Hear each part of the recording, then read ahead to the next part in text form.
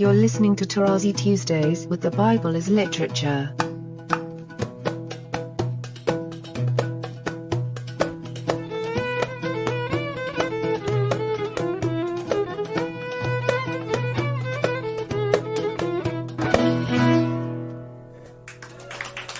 Hi, this is Father Mark Boulos. And this is Dr. Richard Benton. And you are listening to Tarazi Tuesdays with the Bible as Literature podcast. Good morning, gentlemen. Good morning. Morning, sir. Welcome again to the show, Father Paul. So, Father Paul, this morning we were going to talk about Alexander the Great and his imposition of Greek. And I always find that the Middle East is an interesting place that mixes different languages and different peoples using these different languages. But the imposition of Greek was something that really changed a lot. Greek became such an important aspect of the culture, connecting it with more of the Mediterranean world. Can you please talk about how the imposition of Greek by Alexander affected the way that the Bible was understood? Well, first, let's begin with this master stroke.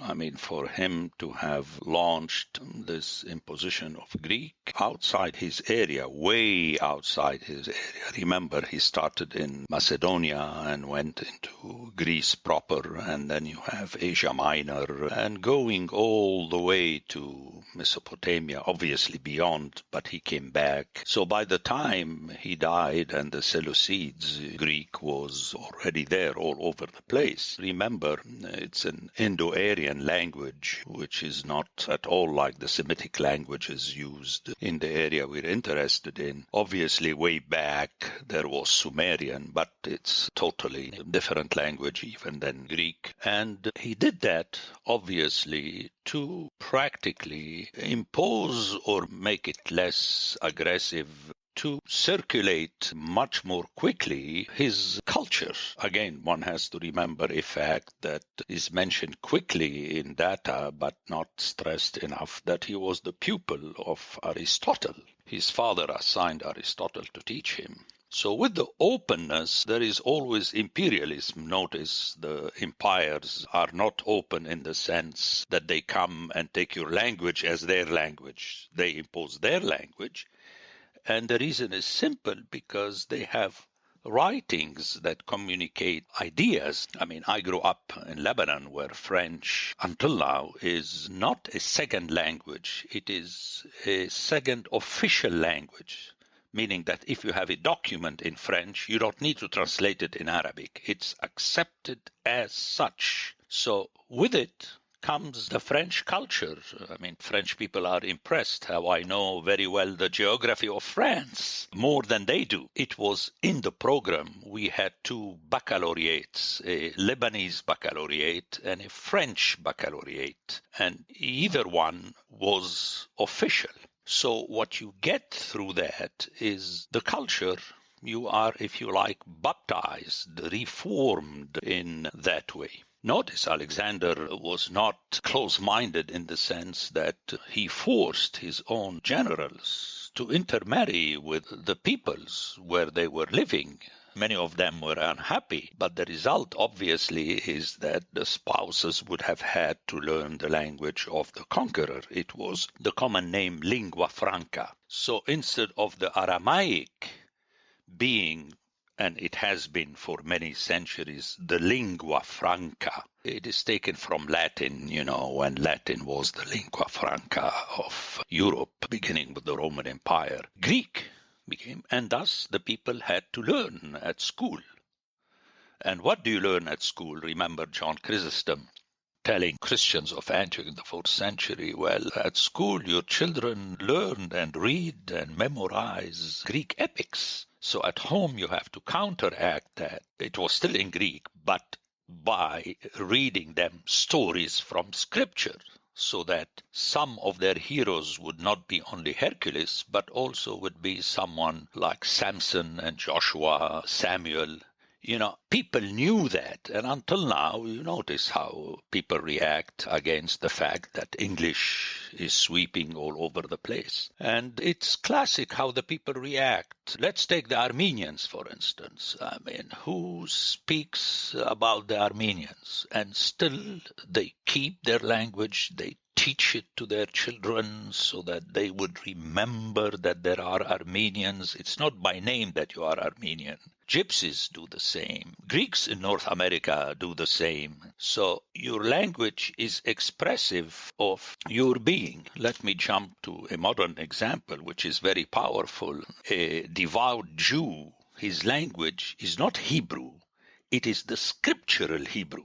It's not modern Hebrew of the State of Israel. And a devout Muslim, his language is the Arabic of the Quran. So this is how people are shaped. So according to my thesis, when the leaders of the area reacted by, let me repeat, belittling themselves, obviously, but also belittling the conqueror, they wrote an epic. Let's remember that. They did not just write down a couple of emails. The Bible is huge. It's much more massive than the Iliad and the Odyssey put together.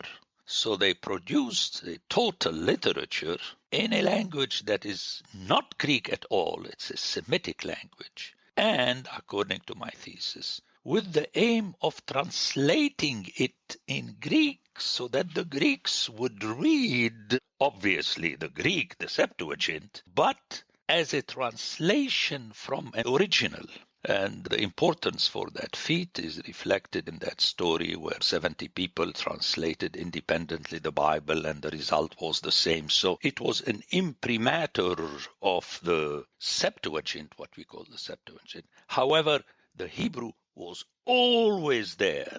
If you want to settle as to how to understand a certain term or phrase or a passage, one has to go back to the original. That's what professors of literature do. They may read the translation in the classroom, but it's important, the original. So it was counter Greek and Greek culture, which, I repeat, was a culture that was mainly anchored around cities, similarly to the Mesopotamian culture. So they brought all this, plus the content of their epics, with their deities and so on, and also philosophy. Remember what I keep saying again and again and again, that the third part of the Old Testament is very important. It presents the Torah, which is the law, written originally only in the scriptural Hebrew, as being the true Sophia wisdom. So it's a counterpunch. But again, to understand the value of all that, one has to understand the value of the mechanism of bringing one's language. Nowadays, I spoke about the Armenians and the Greek and so on, but before that, it would be good to mention the peoples of Central and South America that were overrun by Spanish and Portuguese.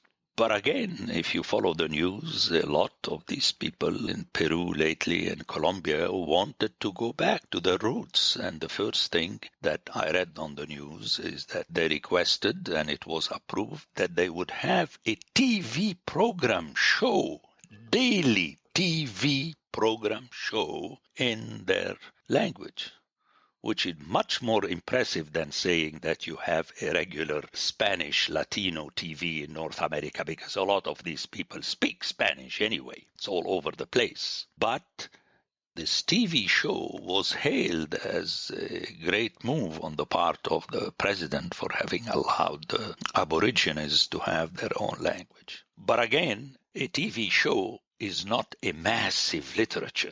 That is the powerful thing that happened, according to me, in the mid-3rd century.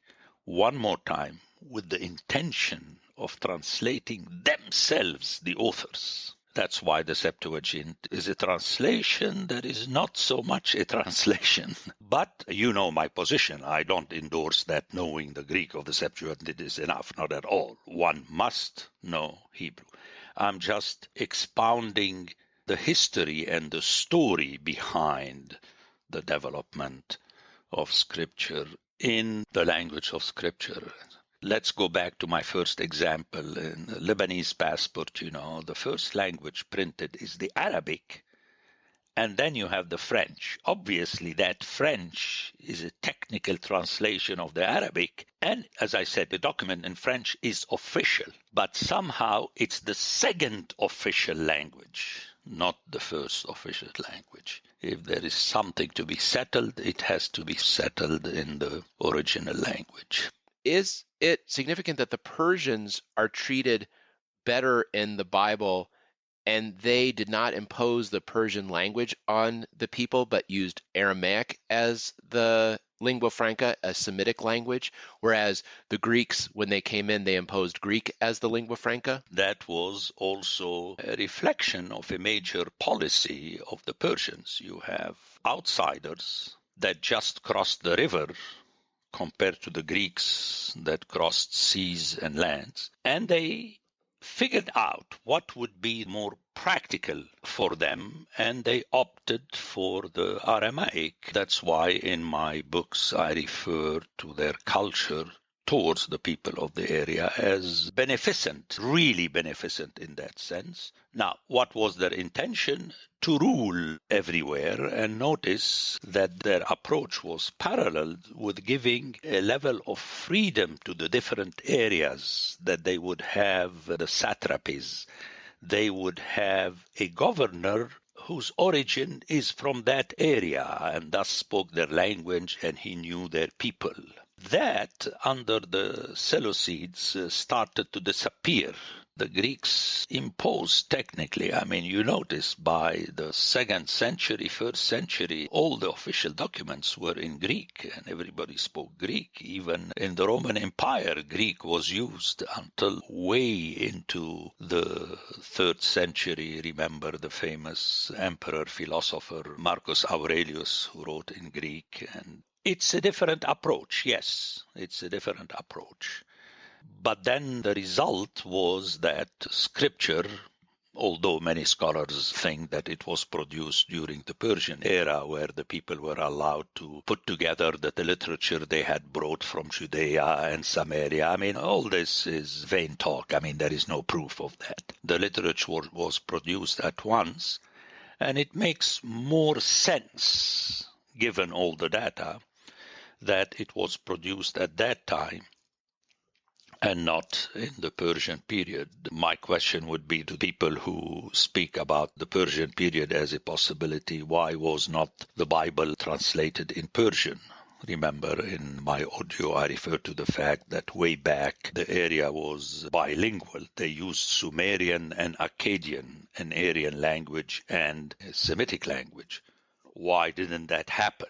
So one has to explain facts on the ground. And on the ground, Greek was not just known, but pervading the entire area, from Mesopotamia to Asia Minor to Egypt to Transjordan, all over the place. I had just seen a report about residential schools for Native Americans in Canada, and this is something new to me. It's something that has just come to a head as recent as 2015 with their Truth and Reconciliation Commission. But in Canada, for some time, they were kidnapping Native American children and putting them into what they called residential schools, because there was a kind of covert program to gain access to natural resources that were obviously under the control of Native Americans. They didn't want to fight them outright, so they took the approach of trying to strip their children.